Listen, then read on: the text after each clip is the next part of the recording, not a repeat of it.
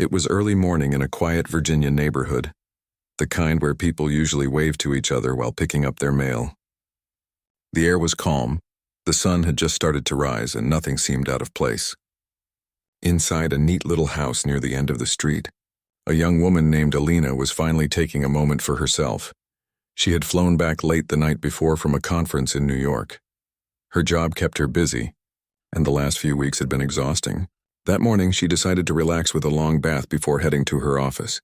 She filled the tub with warm water, added a few drops of lavender oil, and let the quiet sound of her playlist echo through the tiled walls. For the first time in days, she felt at peace. While Alina soaked in the tub, humming softly to the music, a convoy of police vehicles was speeding down her street. Their sirens were off, but the red and blue lights flashed through the windows of nearby houses. Inside the lead car, Sergeant Miller reviewed a printed sheet with an address written in bold letters. According to the anonymous tip they had received late last night, this was the location of a suspected drug stash. The team believed they were about to catch someone in the act. They didn't know that the address on their paperwork had been entered incorrectly. The team parked quietly a few houses down from Alina's. Their plan was to break in fast, secure the location, and arrest the suspects before anything could be destroyed. The lieutenant gave a hand signal, and the officers moved quickly, their boots pressing against the wet morning grass. Inside, Alina leaned back in the tub, eyes closed, enjoying the soft scent of lavender.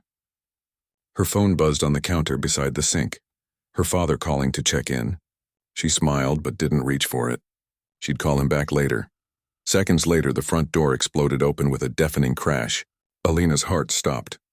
The sudden sound made her sit up so fast that water splashed out of the tub. She froze for a moment, trying to understand what had just happened. Then came the shouting. "Police! Get down, hands where we can see them." The voices were sharp and commanding, echoing through the hallway. The sound of heavy boots moved closer. Alina's first thought was that someone must have broken into her house by mistake. She grabbed a towel, her hands shaking, and stepped out of the bath, dripping water all over the floor. When the bathroom door burst open, she screamed. 4 armed officers rushed in, their flashlights and weapons pointed straight at her. She tried to cover herself with the towel, her voice trembling as she shouted, "What are you doing? This is my house." But her words were lost under their orders. "Get down! Don't move!" One of them yelled, "I live here!" She cried out again, terrified and confused. One of the younger officers hesitated, clearly startled by the sight of a frightened woman in a towel, but Sergeant Miller barked an order to secure her, believing she was trying to hide something or stall. 2 of them grabbed her by the arms, dragging her out of the bathroom. Her wet feet slipped on the floor and she almost fell. Her heart was pounding so hard it felt like it might burst. She kept asking what was happening, but no one answered. Water dripped from her hair onto the floor as she was led down the hallway. Her mind raced. She thought maybe there was some kind of robbery next door and the officers got confused. But when she saw her living room torn apart, couch flipped, drawers open, paper scattered, she realized this was no mistake on her end. They thought she was a criminal. "Please," she said through chattering teeth, "you've got the wrong person." Sergeant Miller didn't even look at her. He was busy shouting orders into his radio, calling in that the suspect was secured. One of the other officers noticed something on the wall. He stopped and squinted at the framed photos hanging there. In several of them, Alina was standing beside high-ranking officials, senators, agents, and military officers. One picture in particular caught his eye. A photo of Alina as a teenager standing next to the current director of the FBI, smiling proudly at her graduation. The officer froze. He leaned closer to confirm what he was seeing.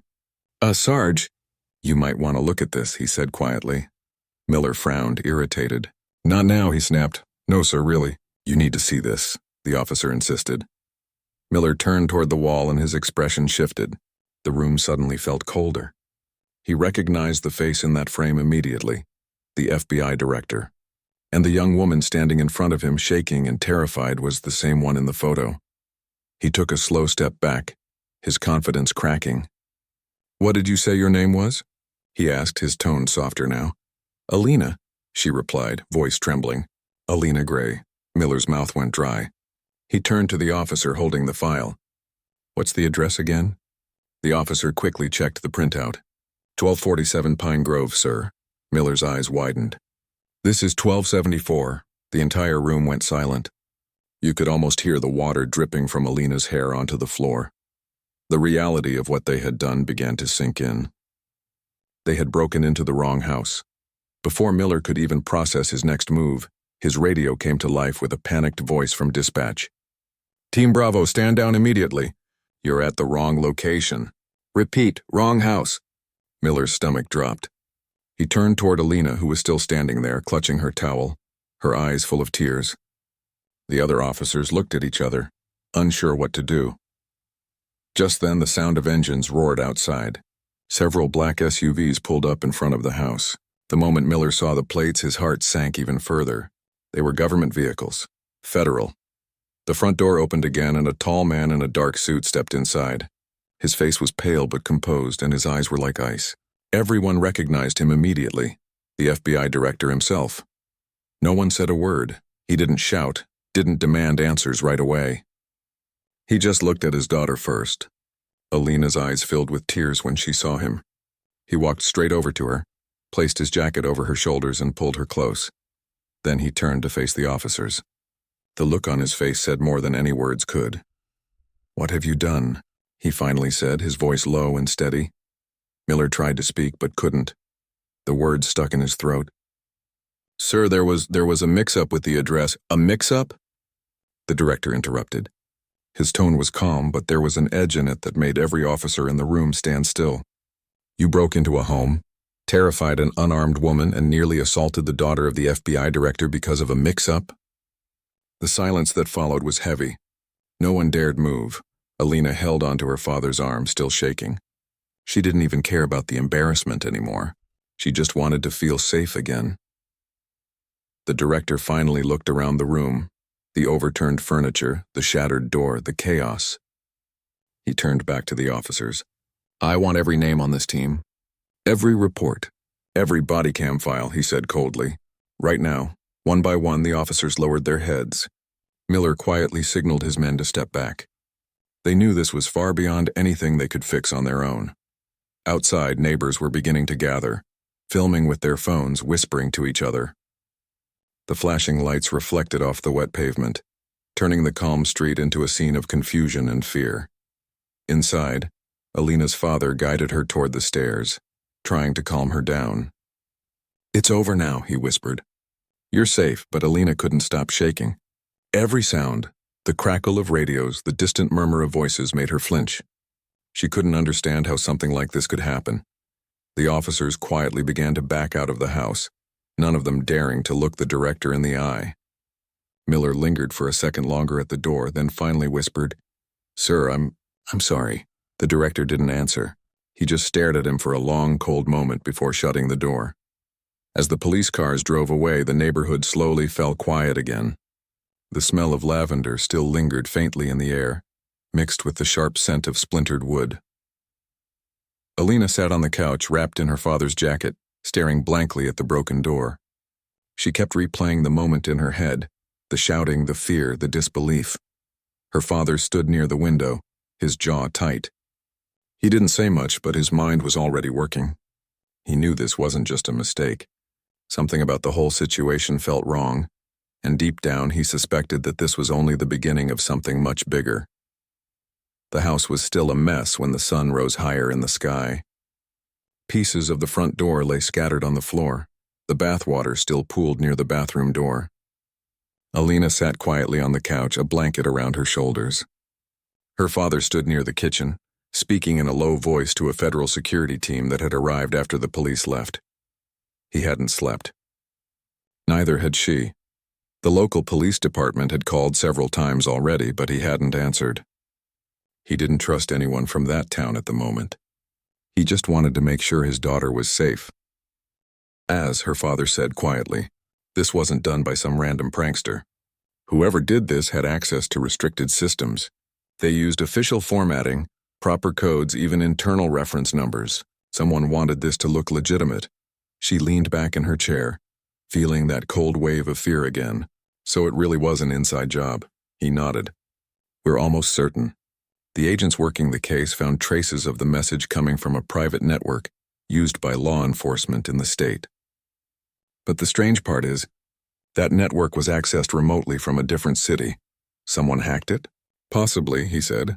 Or someone inside helped cover it up. They sat in silence for a moment. The sound of the wall clock ticking filled the room. Finally, Alina spoke again. Dad, what if it's someone targeting you? What if this is because of something you're working on? Her father hesitated, then looked up. That's exactly what I'm starting to think. He didn't explain much, but Alina knew he was in the middle of a sensitive corruption investigation involving several powerful figures. If this was connected, it meant someone had tried to send him a warning by using his own daughter. Later that afternoon, they drove together to the Bureau's regional office. Alina didn't want to go, but her father insisted she should give an official statement in person. The drive was quiet, the air heavy between them. She kept replaying everything in her head, the shouting, the fear, the confusion. When they arrived, agents led her into a small interview room. The walls were plain, the lights bright. A female investigator named Agent Torres sat across from her, speaking gently. Alina, I know this is difficult, Torres said softly, but we need to go over the details once more, just to make sure we understand everything. Alina nodded. Okay. She answered every question carefully, how she was in the bath when the door broke, how they shouted at her, how they dragged her out without listening. She tried not to cry, but when she got to the part about realizing her father's photo was on the wall, her voice trembled. Agent Torres paused and offered her a glass of water. You did nothing wrong, she said quietly. You're very brave for talking about it. When the interview ended, Torres thanked her and walked her back to her father's office. He was standing by the window on the phone with someone in Washington. His tone was sharp and controlled. Yes, I understand, he said into the phone, but I expect full cooperation from that department. No more delays. When he hung up, he turned to Alina. The local chief is trying to minimize it, he said. He's calling it a misunderstanding. But we both know it wasn't. What happens now? She asked. I've ordered a joint investigation, he said. FBI and Justice Department together. We'll find out who sent that message and why. Over the next few days, more details started coming in. The fake report had been traced to a private terminal belonging to a detective who was on leave at the time. His badge ID had been used, but he swore he wasn't involved. His laptop, however, was missing. That's when everything became even more complicated. The missing laptop was later found in a storage unit, registered under a fake name, but the fingerprints on it didn't match anyone in the police database. The person who planted it knew exactly what they were doing. Alina listened as her father explained this over dinner one night. She could tell he was frustrated. They're covering their tracks well, he said. Too well. She looked at him carefully. You think this person knows you personally, don't you? He didn't answer directly. Whoever did this wanted to humiliate me publicly. They wanted to show that even the director of the FBI can't protect his own family. His voice was calm, but his hands were trembling slightly. A few nights later, something unexpected happened. Around 9 p.m., there was a knock at the door. Alina froze, her heart racing. Her father signaled for her to stay back. He walked to the door cautiously and looked through the peephole. It was Sergeant Miller, the same officer who had led the raid. When the director opened the door, Miller stood stiffly on the porch, hat in his hand. His expression was full of guilt. Sir, I came to apologize, he said quietly. I know it won't fix what happened, but I couldn't sleep without saying it. The director's face stayed unreadable. You understand what you did, Sergeant? Miller nodded slowly. Yes, sir. We should have double-checked everything. We rushed. I didn't think. And now I realize how badly we messed up. Alina stood behind her father, watching in silence. Miller noticed her and lowered his head. Ma'am, I'm sorry, he said softly. I wish I could take it back. For a moment, no one spoke. Then the director finally said, You'll have your chance to explain, to the review board. Miller nodded. I will, sir. He turned to leave, but then stopped. There's something you should know, he said suddenly. The director raised an eyebrow. Go on. When we got the raid order, Miller said, it came with a file attachment. It had a voice note from someone who sounded official, gave us details about what we'd find, how to approach the suspect, everything. But when we tried to play it again later, the file was gone. Deleted remotely. The director's eyes narrowed. Deleted remotely? Yes, sir. Our tech team said it was wiped using a secure encryption. They couldn't recover it. That changed everything. The director thanked him and closed the door, his mind already racing. He turned to Alina. That confirms it, he said. Someone with real access did this. Alina felt a wave of anger rise in her chest. So they just walk away while everyone else takes the blame? Not if I can help it, he said. Over the next week, the Bureau worked around the clock. The director personally oversaw every briefing. Alina tried to keep busy, helping the investigators with small details. Timestamps, phone records, anything that could help. She wanted to be useful, not just a victim. One evening, as she was reviewing some notes in the study, her phone buzzed with a message from an unknown number. It read, "You should have stayed quiet. Some things are better left alone." Her stomach dropped. She showed the message to her father immediately. His face darkened as he read it. "This is a threat," he said. "And it confirms we're getting close." He handed the phone to an agent for tracing. But the number was untraceable, masked through multiple foreign servers. Alina tried to stay calm, but fear crept in again. "They're watching us," she said quietly. Her father looked at her, then placed a reassuring hand on her shoulder. "They can watch all they want," he said firmly. "We're not stopping." That night, as Alina sat by the window again, she thought about how much her life had changed in just a few weeks. She used to believe in rules, in structure, in fairness. Now she saw how fragile those things could be. But beneath her fear was a growing determination. Whoever had done this thought they could scare her into silence. They were wrong. Somewhere out there, someone had crossed a line, and Alina wasn't going to let them get away with it. Days passed slowly, and the tension in Alina's house never seemed to ease. Every knock on the door or passing siren made her flinch. Even the sound of her own phone buzzing made her heart race. She had started double-checking locks, closing blinds, and keeping her phone close at all times. Her father noticed the change and tried to reassure her, but he knew the fear wasn't something words could erase. The Bureau's investigation had intensified. Teams of agents were tracking every detail of the raid, the GPS coordinates, call logs, even emails sent in the previous weeks. They were determined to find the source of the false tip. What had started as a simple error had evolved into something far more sinister. One afternoon, Alina's father called her into his office. "We found something," he said. He didn't smile. His eyes were sharp, filled with that mixture of determination and worry she had come to recognize. Alina sat down across from him. "What is it?" He handed her a folder. Inside were several files, emails, logs, and screenshots. "We traced the fake message to a server outside the state," he explained. "The interesting part is that someone tried to mask their location, but we managed to get a partial trace." Alina scanned the documents. The partial trace led to an address linked to a private storage unit in a city several hours away. "So, it was someone rented a storage unit to do this?" she asked. "Yes," he said. "It seems like they wanted to keep their operations completely hidden. But the fingerprints on some of the equipment there don't match any local police or Bureau employees." Her stomach tightened. "So they're careful, but they left something behind?" "Exactly," he said. "And it tells us they wanted this to look like a mistake, but it wasn't. It was deliberate." Alina felt a mix of fear and determination. Whoever had done this had risked everything to reach her and, indirectly, her father. She realized the situation wasn't just about her home anymore. It was personal. Later that evening, as Alina helped her father review the storage unit files, they discovered something unexpected. Among the emails, there were references to names Alina recognized from old news reports. People who had been involved in criminal enterprises investigated by her father years ago. "They're connecting this to old cases," she said quietly. Her father nodded grimly. "Yes, whoever did this wants revenge or wants to send a message. Using you was part of their plan." Alina felt a chill run down her spine. She had expected fear, but not the realization that this was all carefully orchestrated. She looked at her father. "Do you think they knew exactly where I would be that morning?" He hesitated. "It's possible. They must have had some idea. They timed it to catch you at home alone in a vulnerable situation. That's why the raid was so aggressive." She swallowed hard. "I can't believe someone would go this far just to scare you. Or me." Her father placed a hand on her shoulder. "Unfortunately, People will do far worse when they feel cornered or desperate. That's why we have to be careful and thorough.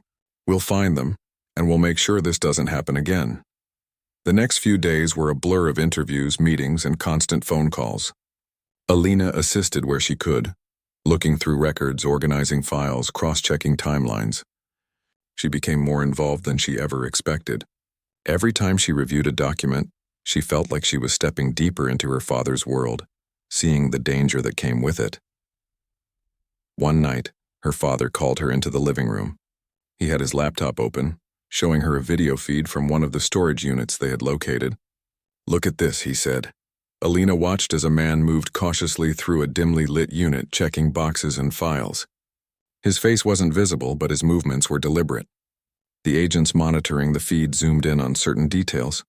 The way he handled documents, the way he wore gloves to avoid leaving fingerprints. Her heart raced. "They're organized," she whispered. "Very much so," her father said. "And they know what they're doing. They've planned this far ahead, probably for months." For the first time, Alina realized just how serious the situation had become. This wasn't just a scare tactic, it was a warning. A carefully planned act meant to intimidate her family and perhaps even influence ongoing investigations. A few days later, a breakthrough came. Forensic analysis of the storage unit revealed traces of DNA on a keyboard and some documents. The agents ran it through their database and found a partial match. Someone who had been linked to a series of corruption cases several years ago but had since disappeared from public records. Alina and her father sat together in the office as the news came in. "So, they're still active," she said. "Even after all these years?" "Yes," he said. "And they're bold enough to strike in broad daylight, targeting an innocent person. They wanted to make us react, to provoke a response. That's why you were the target.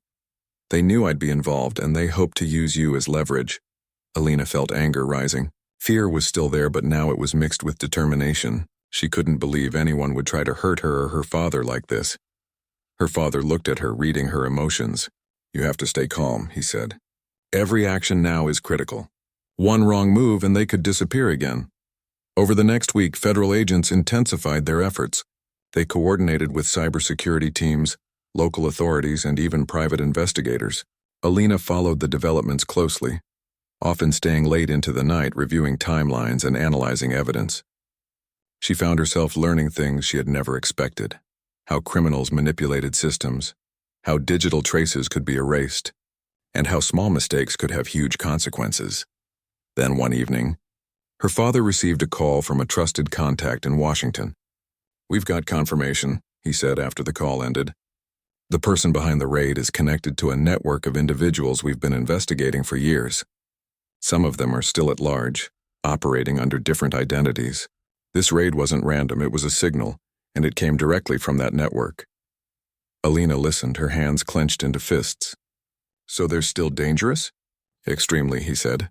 "And they're bold. But now we know who we're dealing with." That night, Alina couldn't sleep. She sat in her room, thinking about how close she had come to real danger. She replayed the raid in her mind, the shouting, the fear, the chaos. And she realized she wasn't just scared anymore. She was ready. She wanted to be part of the solution, not just a victim. She wanted to help her father and the Bureau stop whoever had orchestrated the raid before they could strike again. The following morning, she joined her father at the Bureau's office. He had arranged for a private briefing with a small team of agents working directly on the case. Alina watched as maps, documents, and digital timelines were spread across a table. Every detail mattered. The time the tip was sent, the location of the storage unit, the movements of the officers during the raid. Her father pointed to a series of dates on a chart. "They've been planning this for months," he said, "and they've covered their tracks very carefully. But every operation leaves a trace. That's how we'll catch them." Alina felt a surge of hope. For the first time in weeks, she realized that the chaos and fear of the raid could be turned into action. She could contribute, even in small ways, to bringing the people responsible to justice. By the end of the day, the team had developed a strategy to track the network further, identify the individuals involved, and uncover their next moves. Alina left the office that evening exhausted but determined. She knew the coming days would be tense and unpredictable, but she also knew that she and her father were not powerless. As she walked back to her house, the sun was setting. The sky was painted in shades of orange and pink, a stark contrast to the fear and tension she had felt for weeks. She took a deep breath, feeling the cool evening air on her face. For the first time since the raid, she felt a sense of control returning. She knew the journey ahead would be difficult. The people who had orchestrated the raid were smart, dangerous, and patient. But she also knew that with careful planning, determination, and the support of her father and the Bureau, they could be stopped. Alina looked up at the sky and whispered to herself, "I won't let them win." And somewhere deep inside, she knew this was only the beginning. The tension had been building for weeks, and now the Bureau was finally ready to move. Alina sat at the edge of the conference table, her father beside her as agents laid out the final plan. Every detail had been checked, every possible scenario considered. They had traced the network responsible for the raid to a group of individuals who had been careful to remain hidden for years. "This is it," her father said quietly. "We have confirmation that they'll be meeting tonight to finalize another operation. This is our chance to catch them in the act." Alina nodded, her stomach tight with anticipation. The fear she had felt during the raid was still there, lingering, but it was now mixed with determination. She had spent the past week studying the files, reviewing timelines, and helping wherever she could. She understood the stakes more than anyone else in the room. Agents double-checked equipment, set up surveillance, and coordinated with local law enforcement to ensure no one could escape. Alina watched as the team moved efficiently, every agent focused, disciplined, and precise. It was reassuring to see professionalism replace the chaos of that morning when her house had been raided. The plan was simple but delicate. A small team would intercept the individuals at a remote warehouse, where they were expected to meet. At the same time, cyber units would monitor communications to prevent any last-minute escapes or destruction of evidence. Alina's father turned to her. "You've been incredible through this, but tonight I need you to stay here. It's safer." She wanted to argue, but she knew he was right. "I'll stay," she said softly. The hours dragged by. Alina couldn't sit still. She kept checking her phone, watching the clock, and pacing the house. The memory of the raid, the shouting, the fear, the helplessness haunted her. She tried to push it aside, but it was impossible. Finally, around 9 in the evening, the first updates came in. The agents were in position. Surveillance cameras were capturing every movement. Alina's father stayed in constant communication with the field team, issuing instructions and making adjustments as needed. From her vantage point, Alina watched the calm determination on his face. She had always admired him, but tonight she saw him differently, strong, patient, and unwavering, even in the face of real danger. Then the call came. "They're moving," a field agent whispered over the secure line. "Approaching the warehouse." Alina held her breath. Her father instructed the team to hold their positions, wait for the signal. Every second felt like an eternity. Suddenly, the lead agent reported movement inside the warehouse. Figures could be seen through the windows, carrying boxes and equipment. The team waited, letting the suspects settle before making a move. Her father's voice was calm but firm. "Go on my mark." In a flash, the operation began. Agents moved silently but swiftly, surrounding the building. Flashlights swept across the yard. The suspects, realizing they were trapped, tried to flee, but the perimeter was secure. One by one, they were apprehended. Alina watched from her father's office via live video feed. Relief and awe filled her as she saw the suspects being taken into custody. The tension of weeks, months even, was finally breaking. The operation revealed more than anyone had expected. The suspects were part of a sophisticated network, tied to multiple corrupt officials and criminal operations. The fake tip that had led to the raid was only one of many schemes they had orchestrated to manipulate law enforcement and intimidate those who opposed them. Her father turned to her as the last suspect was handcuffed. "It's over," he said quietly. Alina felt her knees weaken. She had been holding her fear, anger, and tension in for weeks. Now it all poured out. She leaned back in her chair, letting the relief wash over her. "It's finally over," she whispered. The next few days were a whirlwind. The suspects were interrogated, evidence was collected, and the Bureau released official statements confirming the arrests. The local police department involved in the raid faced scrutiny for their role, and several officers were suspended for negligence. though it was clear the main responsibility lay with the network behind the operation. Alina's father ensured she was shielded from media attention. He understood how traumatic the raid had been, and he wanted her to heal first. She stayed home, helping with paperwork and reviewing reports from the operation. She realized how much she had grown through the ordeal. Her fear had transformed into resilience, and her determination to make a difference had strengthened. One afternoon, the director called Alina into his office. "You've done well," he said, his voice soft but firm. "I'm proud of you." She smiled faintly, feeling the weight of exhaustion and relief. "I couldn't have done it without you guiding me," she said. He shook his head. "No, you did this yourself. You stayed calm when it mattered most. You helped the investigation without being in the field. That took courage." Alina felt a warmth in her chest. After weeks of fear and uncertainty, she finally felt safe and appreciated. A few weeks later, the Bureau held a small press conference, announcing the successful operation and arrests. The media was focused on the network, but Alina's involvement was not mentioned. She was grateful. This wasn't about recognition. It was about justice and closure. Life slowly returned to normal. Her home was repaired, the broken door replaced, and the damage cleaned.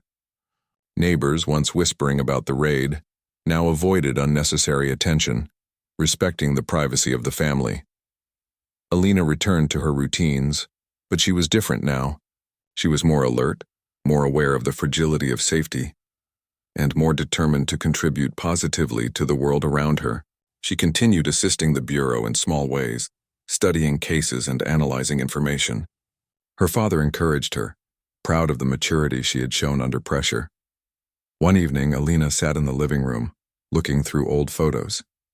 She paused on a picture from her childhood, standing beside her father during a ceremony at the Bureau. Back then, she hadn't understood the dangers he faced, the sacrifices he made, or the enemies he had. Now she understood more than ever. Her father walked in, noticing her thoughtful expression. "Thinking about the past?" he asked. She nodded. "It makes me realize how much responsibility comes with knowing what's going on. I want to do more, to help more." He smiled, a proud but gentle smile. "And you will. You've proven yourself capable, calm, and strong. One day you'll find your place in this world, whether it's with the Bureau or in another role that uses your skills and courage." Alina felt a surge of hope. The fear that had haunted her for weeks was gone, replaced by determination and purpose. She knew challenges would come again, but she also knew she had the strength to face them. The raid, the fear and the chaos had changed her, but it had also taught her valuable lessons about courage, resilience, and the importance of standing firm when faced with danger. In the days that followed, Alina took small steps to reclaim her life fully. She spent more time with friends, reconnected with colleagues, and started a personal project to help local communities improve safety awareness. She also began planning for her future, considering a path that could lead her to work alongside her father, protecting others from the kind of threat she had experienced. One quiet evening, she sat on the porch watching the sun set. The neighborhood was calm again, birds chirping softly, and the world felt safe for the first time in weeks. She took a deep breath, savoring the peace, knowing it had been hard-earned. Her father joined her, standing silently for a moment before sitting beside her. They watched the sky together, the orange and pink hues reflecting their shared relief and hope. "I'm proud of you," he said softly, breaking the silence. Alina looked at him and smiled. "Thank you for guiding me, and for trusting me," he nodded. "You've proven that courage isn't about not being afraid. It's about moving forward even when you are." Alina felt the truth in his words. She had faced fear, chaos, and danger, but she had survived, learned, and grown stronger. She wasn't the same person she had been when the officers stormed her home weeks ago. She was wiser, braver, and ready to face whatever came next. And in that moment, as the sun dipped below the horizon, she felt a sense of closure. The nightmare was over. Justice had been served, and life, though forever changed, was beginning again. Alina knew that she and her father had faced something extraordinary together. And she also knew that, no matter what challenges came in the future, they had proven they could face them together with courage, determination, and the knowledge that they would always protect each other. The night settled in, quiet and calm, and Alina finally felt peace. She had survived fear, confronted danger, and emerged stronger. The experience had tested her in every way, but it had also shown her what she was capable of, and that strength would carry her forward into whatever came next.